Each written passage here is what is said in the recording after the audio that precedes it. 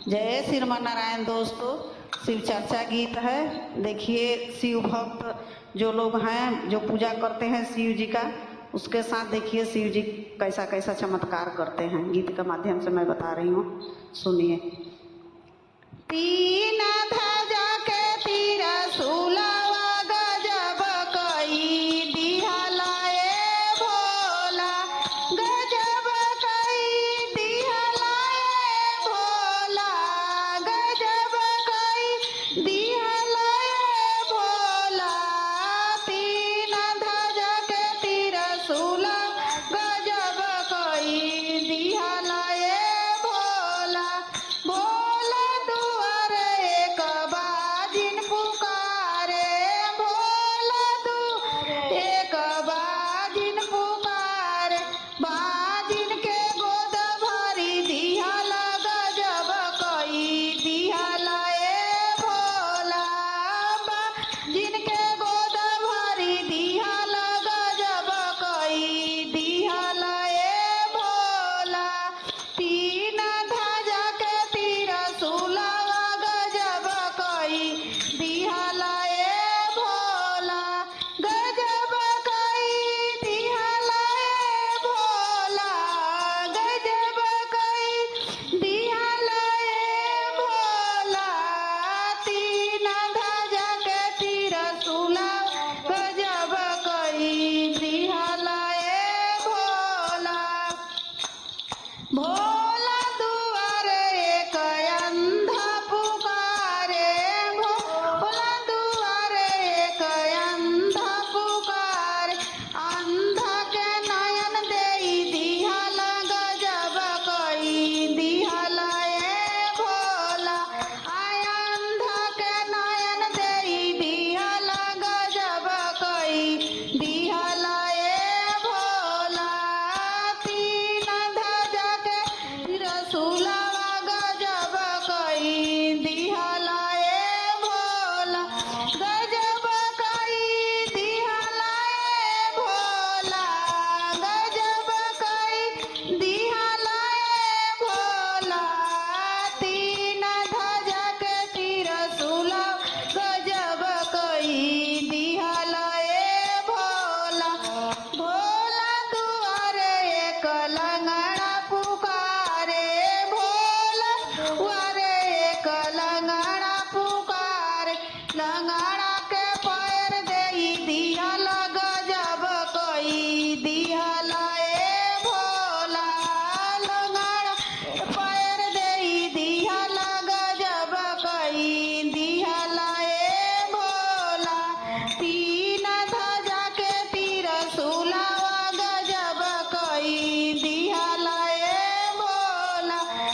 तीन ध्वजा के त्रिशूलवा गजब कई दिहलाए भोला।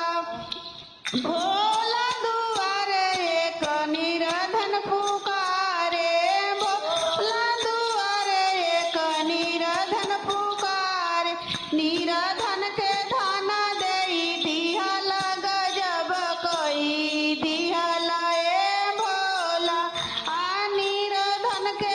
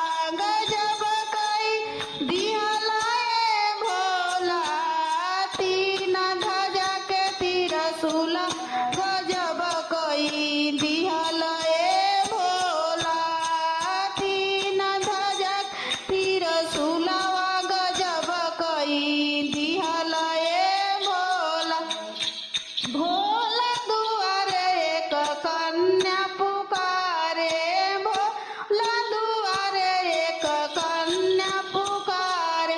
कन्या के बर देई दिहला गजब कई दिहला ए भोला। कन्या के बर देई दिहला गजब कई दिहला ए भोला। तीन ध्वजा के तिरसुलवा गजब कई दिहला ए भोला। गजब कई दिहला ए भोला, गजब कई दिहला ए भोला। तीन ध्वजा के तिरसुला गजब कई दिहला ए भोला। पहिला में दया मांगे दूसरा में चर्चा, पहिला में दया मांगे दूसरा में चर्चा। तीसरा में करिला ना मानवा गजब कई दिहला ए भोला। तीसरा में करिला ना मानवा गजब कई दिहला ए भोला। गजब कई दिहला ए भोला, गजब कई दिहला ए भोला। तीन ध्वजा के तिरसुला गजब कई दिहला ए भोला। तीन ध्वजा के तिरसुला गजब कई दिहला ए भोला। गजब कई दिहला ए भोला, गजब कई दिहला ए भोला। तीन ध्वजा के तिरसुला गजब कई दिहला ए भोला। तीन ध्वजा के तिरसुला गजब कई दिहला ए भोला। गाना पसंद आए तो लाइक सब्सक्राइब करिए और कमेंट में जय श्री हरि विष्णु जी लिखिए। दोस्तों आप कैसे हैं? जैसे होंगे मेरे दुआ से आप बहुत अच्छे होंगे।